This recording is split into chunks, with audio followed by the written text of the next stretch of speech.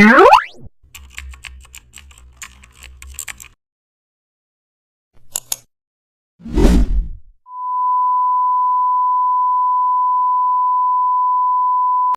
back to the channel. In this Photoshop tutorial, you will learn how to create a premium YouTube thumbnail that gets attentions and click instantly.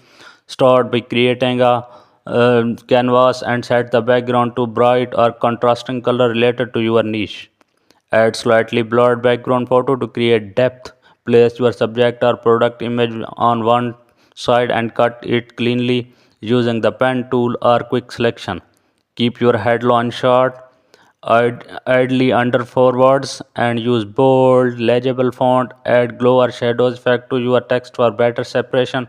Finish by applying a color lookup filter to make your design cinematic and professional.